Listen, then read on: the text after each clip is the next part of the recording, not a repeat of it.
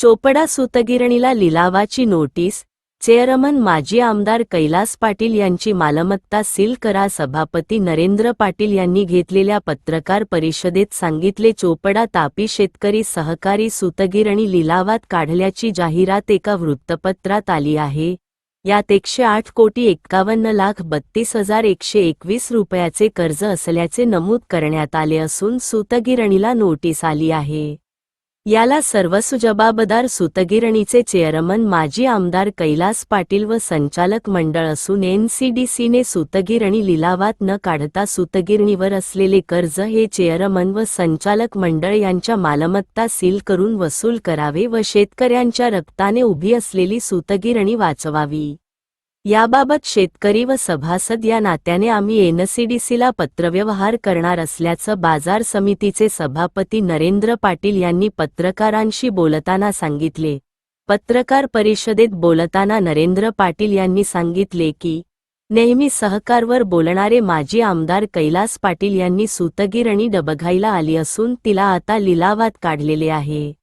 एकदाही शेतकऱ्यांचा कापूस खरेदी न करता शेतकऱ्यांनी विश्वासाने ताब्यात दिलेली संस्था राष्ट्रवादीने लिलावात काढली आहे, तर शिवसेनेच्या ताब्यात असलेली बाजार समिती मात्र नफ्यात आहे.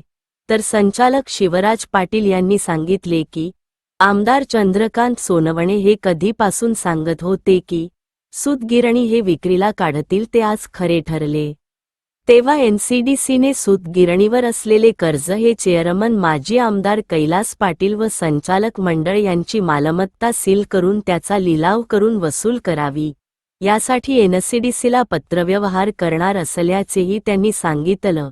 यावेळी बाजार समिती संचालक शिवराज पाटील, नंदकिशोर सांगोरे, भाऊसाहेब पाटील, गोपाल पाटील, गोपाळ चौधरी, विनोद पाटील यासह शिवसैनिक उपस्थित होते. महाराष्ट्र गौरव न्यूजसाठी मुख्य संपादक विनायक पाटील, चोपडा, जिल्हा जळगाव. दिव्य मराठीला वर्तमान पेपरात आम्ही सुद्धा ती बातमी वाचली, आम्ही सुद्धा ती नोटीस वाचली. चोपडा सहकारीची सूतगिरणी आहे की जी शेतकऱ्यांची सूतगिरणी होती. ते शेतकऱ्यांच्या सूतगिरणीला 108,51,32,000 रुपयाची विक्रीची नोटीस काढली. मी तत्कालीन चेअरमनांना माझ्या शेतकऱ्यांमार्फत एक प्रश्न विचारू इच्छितो की तुम्ही आतापर्यंत काय केलं? तुम्ही माझ्या शेतकऱ्याचे 1 क्विंटल तरी कापूस खरेदी केला का? मग एवढे लॉसेस कसं काय? तर माझा दावा आहे त्यांना, यांनी फार मोठ्या प्रमाणात भ्रष्टाचार केलेला आहे. मशिनरीमध्ये असेल, गाठीमध्ये असेल, 1 रुपयाच्या शेतकऱ्याचा माल खरेदी करत नसतानाही एवढा मोठा लॉस होऊ कसा शकतो? म्हणून मी प्रशासनाला आणि एनसीडीसीला एक विनंती करतो माझ्या शेतकऱ्यांकडनं की आधी मागच्या संचालक मंडळ असेल, हे संचालक मंडळ असेल, हे चेअरमन असतील, यांच्या प्रॉपर्ट्या लागलीच सील करा आणि ते होणारे लिलाव ते थांबवावे की जेणेकरून माझ्या शेतकऱ्याचे त्या ठिकाणी नुकसान नाही हो. ते तर कष्टकऱ्याच्या पैशांनी ती संस्था उभी राहिलेली आहे. या चोपडा तालुक्यातील आतुरात सगळ्यात जास्त आमच्या कापूस उत्पादक शेतकरी हा वाऱ्यावर कुठेतरी सुटला जाईल. आणि ह्या सगळ्या लोकांनी माझे एकच सांगणं आहे की आता तुम्ही अकार्यक्षम झालेले आहे. तुम्ही आमच्या कार्यसम्राट आमदारांना सांगायचे की यांना विकास येत नाही. मात्र आमच्या कार्यसम्राट आमदारांनी एकच संस्था ताब्यात घेतली, चोपडा कृषी उत्पन्न बाजार समिती, आणि तिथं अवघ्या 28 महिन्यात काय कायापालट असतो, काय विकास असतो या बाजार समितीतून दाखवून दिलेला आहे.